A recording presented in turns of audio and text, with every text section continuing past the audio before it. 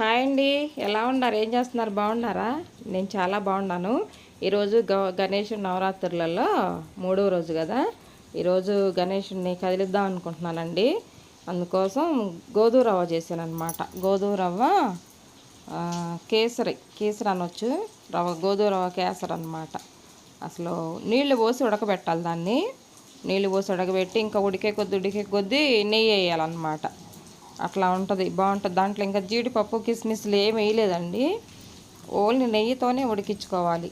పంచదార వేసాను, ఒక గ్లాసు, చిన్న కాఫీ గ్లాసు గోధుమ రవ్వ, ఒక గ్లాసు పంచదార, 3 గ్లాసులేమో వాటర్ పోసాను. చక్కగా ఉడికిన తర్వాత, పులుపు లేకుండా ఉడికిన తర్వాత అలా ఉడికించుకొని ప్రసాదం చేసుకుంటే చాలా మంచిదండి. తర్వాత దేవుడి రూమ్లోకి వచ్చి ఈ సామాన్ అంతా కడిగేసుకొని, తర్వాత పసుపు బొట్లు, కుంకుమ బొట్లు పెట్టుకొని అన్నిట్లో ఆవు నెయ్యి వేసి ఒత్తులేసి రెడీగా పెట్టుకున్నానండి. నేను ఫస్ట్ రోజు వెలిగించుకున్నాను కదా, అఖండ జ్యోతి వెలుగుతూనే ఉంది చక్కగా. ఇక ఈరోజు దీపాలు వెలిగించుకున్నాను. చక్కగా అన్నిట్లో నెయ్యి వేసుకొని దీపాలు వెలిగించానండి. పూలమాల ఉంటే కనకాంబరాల మాల వేసాను అనమాట. కొంచెం అడబడ్డట్టుంది, వేసాను. తర్వాత అండి ఈరోజు 3వ రోజు కదా, ఈబూది పెట్టాను అనమాట. శివుని పుత్రుడు కదా ఈయన, శివపార్వతుల పుత్రుడు అనమాట గణేశుడు.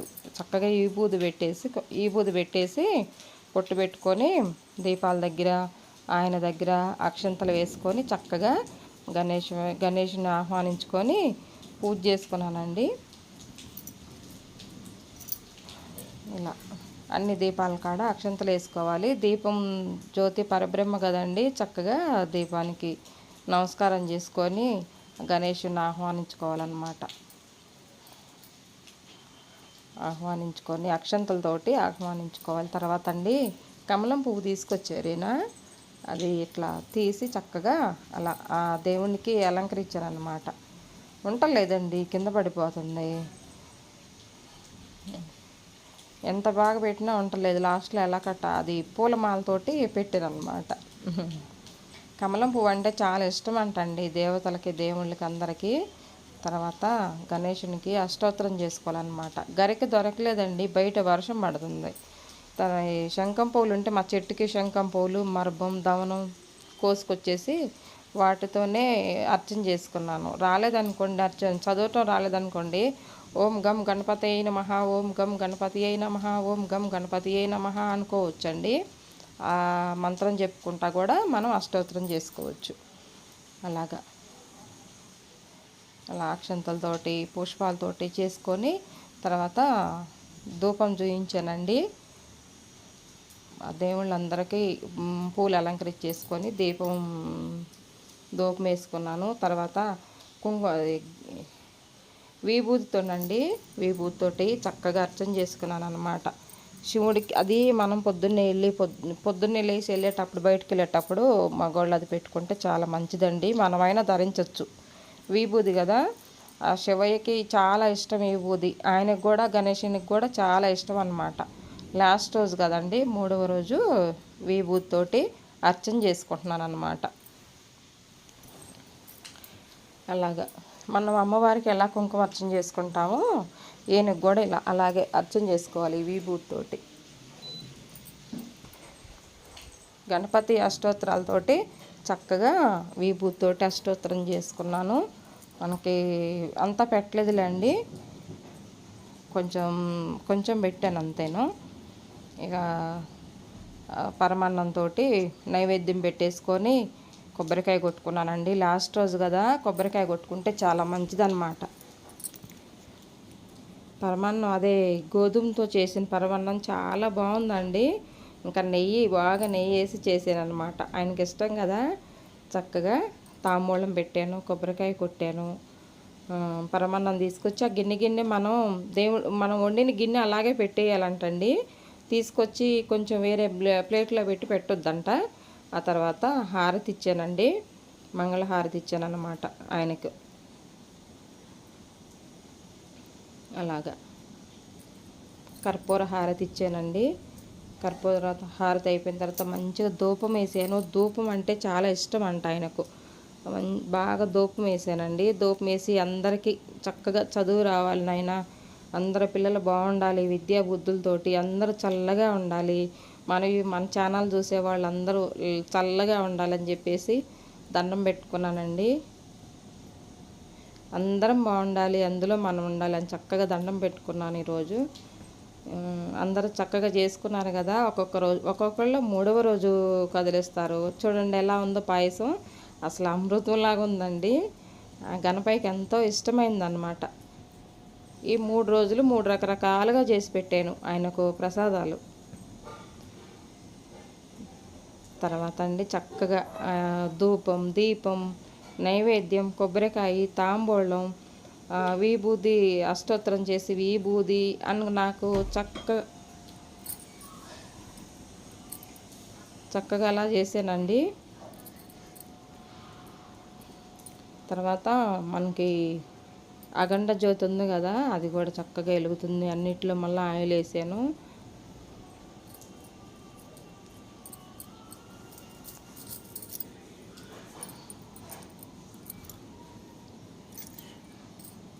ఆయిల్ వేసి చక్కగా ధూపం ఇచ్చానండి. మంచి ధూపం, దీపం ఎంత బాగుండారో చూడండి. అసలు నాకైతే కానీ చాలా బాధేసింది అనమాట. నిమజ్జనానికి తీసుకెళ్ళేటప్పుడు మనకు ఒక అటాచ్మెంట్ లాగా అట్లా ఉండిపోయిందనమాట. భగవంతుడు మనకు నిండుగా ఇంట్లో ఉండారు, చక్కగా ఉండారని చెప్పేసి నాకు చాలా ఇదనిపించింది అనమాట. చూడండి ఎలా ఉండారు ఆయన.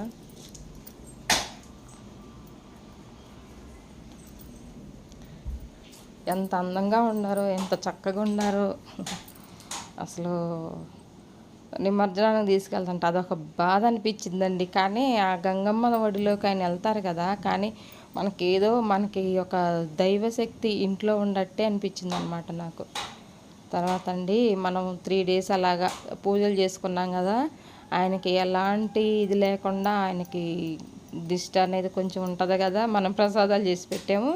మన మనసుకు మనకే అనిపించింది అనమాట. అన్ని రకాలు చేసామని అనిపించింది కదా. మన దిష్టి, ఎవరి దిష్టి లేకుండా భగవంతుడికి చక్కగా ఎర్రనీళ్ళతోటి హారతి ఇచ్చానండి.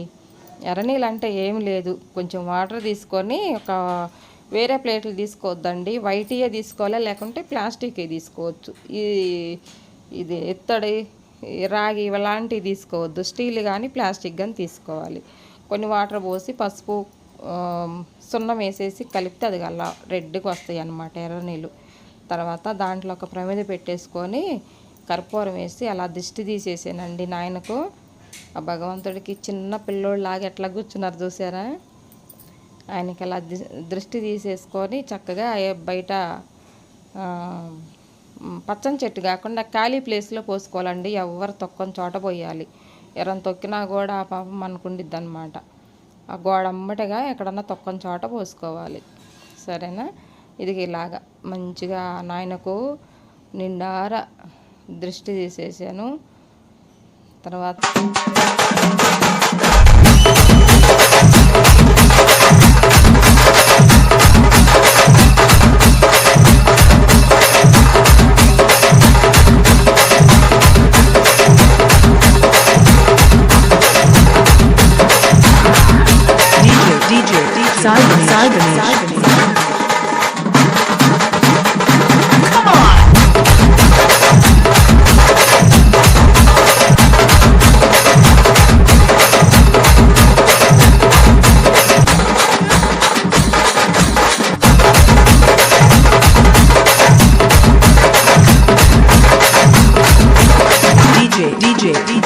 Sai Ganesh.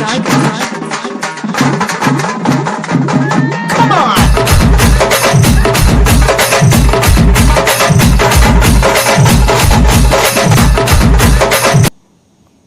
ఆ తర్వాత అండి ట్రబ్బు నిండా వాటర్ తీసుకొని ఆ వాటర్లో ఫస్ట్ పసుపు కుంకుమ వేసుకోవాలి. నిండు మంచి వాటర్ తీసుకోవాలి. మనం మోటార్ వేసుకొని నీళ్ళు పట్టుకొని మంచి వాటర్లో పసుపు, కుంకుమ, అక్షంతలు వేసుకోవాలి. తర్వాత పుష్పాలు వేసుకోవాలండి. పుష్పాలు వేసిన తర్వాత ఇంకా మనం ఆ గణేష్ని కూర్చోబెట్టినవి ఉంటాయి కదా, అవన్నీ నదిలో వేయించొస్తాం అబ్బాయి చేత. లోపల మనం పత్రికలన్నీ వేసి కూర్చోబెట్టాం కదా, అవన్నీ తీసుకెళ్ళి ఆ బొమ్మ కింద ఉన్న బియ్యమేమో పరమాన్నం చేసుకోవచ్చు. మనకి ఎలాంటి అడ్డంకులు లేనప్పుడు పరమాన్నం చేసుకొని మనం ప్రసాదంగా తీసుకోవచ్చు అన్నమాట. తర్వాత బెల్లం అండి, బెల్లం వేస్తాను. ఫస్ట్ బెల్లం వేయాలన్నమాట. ఆయనకి బెల్లం అంటే చాలా ఇష్టం. బెల్లం వేసి నైవేద్యంగా నీళ్ళల్లో అప్పుడు మనం విగ్రహాన్ని వదలాలన్నమాట. అలాగండి.